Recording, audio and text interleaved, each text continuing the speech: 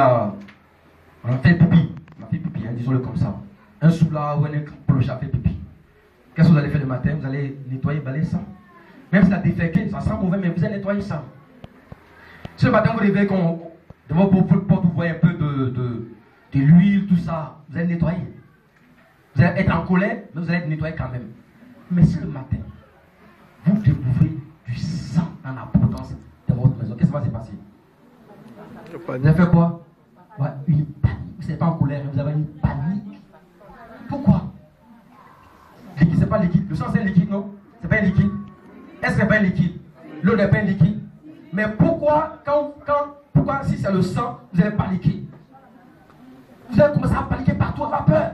Vous n'allez pas être en colère. Si c'est le pipi, vous serez en colère. Si c'est le sang, vous allez avoir peur. Tout le monde, moi-même, il va avoir peur. Ah, qui a fait ça? Pourquoi avons-nous peur du sang? Pourquoi est-ce qu'on a des... Quand il y a un film violent, on dit interdit aux âmes sensibles. Pourquoi? Parce que le sang est un liquide particulier. Le sang, c'est la vie. Regardez, toutes les maladies de sang sont des maladies dangereuses. Toutes les maladies de sang. La drépanocytose, par exemple. Difficile à acquérir jusqu'à présent. On a du mal à acquérir la drépanocytose. C'est lié au sang. Prenez la leucémie, qui est le cancer du sang. Impossible pour l'instant à guérir. Pour l'instant, en tout cas, c'est difficile. La leucémie, le cancer du sang. Prenez le sida qui fait des victimes, des millions de victimes. Encore difficile. Pourquoi? Mais parce que dans le sang, il y a la vie. Il y a les globules blancs, les globules rouges. Il y a toute ton histoire. C'est pourquoi on parle de groupe sanguin. Quand le sang manque dans un hôpital, il y a un danger de mort. Est-ce que je me trompe? Quand le sang manque dans un hôpital, il y a un danger de mort. Pourquoi? Parce que le sang, c'est la... Parce que le sang, c'est la vie. On voit le sang à la fois physique et spirituel.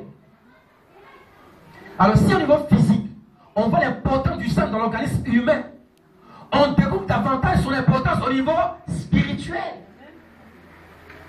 Gloire à Dieu. Amen. Ok. Vous voyez que le sang est lié à la vie, et on va le voir tout à l'heure. Toutes les personnes dans la Bible qui sont entrées en communion avec Dieu, en contact avec Dieu, pour que Dieu règne dans leur vie, sont entrées en contact avec lui par l'intermédiaire du sang. Tous. Et je vais le montrer pas à pas, mais je ne finirai pas mon message. Quand il sera là, je vais arrêter. On va le montrer pas à pas. Pour entrer dans le règne de Dieu, il faut commencer par le sang, par l'alliance par le sang. Toutes les personnes qui étaient en alliance avec Dieu sont entrées en alliance avec Dieu par le moyen du sang. Je vais commencer par qui? Par Noé. On ne pourra pas lire cela parce qu'on faut faire la Bible, ça va être un peu trop juste. Vous pouvez voir ça dans Genèse chapitre 8, le verset 20, et Genèse chapitre 9, verset 4 à 13. Je vais résumer l'histoire. Prenez le passage et allez-y lire ça à la maison. Après le déluge,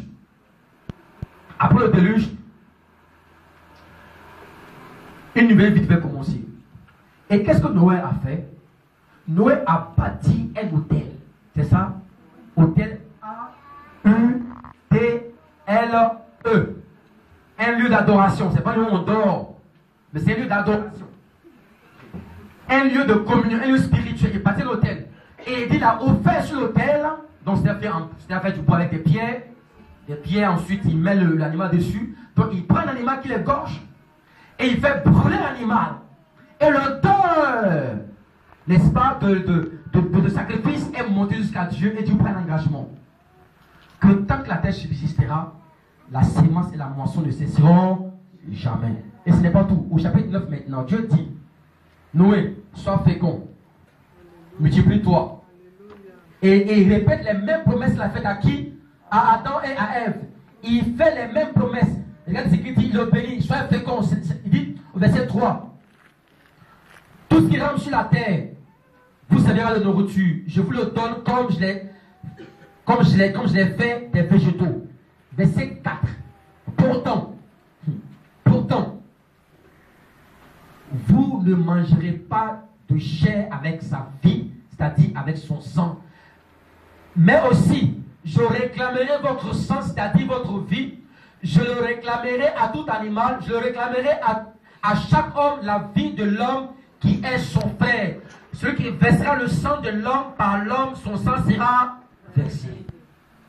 Vous avez entendu? Amen. Dieu dit que tu ne mangeras pas un animal avec son sang. Il permet à l'homme de tout manger, tout. Tout. Il dit maintenant, tu ne mangeras pas et tu ne boiras pas le sang. Et pourquoi est-ce que Dieu le dit? Dieu dit que c'est parce que dans le sang, il y a quoi? Il y a la vie. Parce que si tu bois le sang de quelqu'un, c'est comme si tu bois sa vie. Dans tout le cas, si on extrait en toi ton sang, si ton sang est fini, tu es mort ou bien? C'est terminé. Donc il dit, tu ne toucheras pas au sang. Parce que dans le sang, il y a la vie, il y a le mystère de la vie dans le sang. Parce que plus tard lui-même, mais on ne va pas arriver au plus tard d'abord. Je vais commencer par ça, je vais revenir sur cela. Et vous voyez que l'alliance est établie sur la base de l'autel que Noé a bâti. Bien entendu, il n'y a pas d'autel sans holocauste, n'est-ce pas?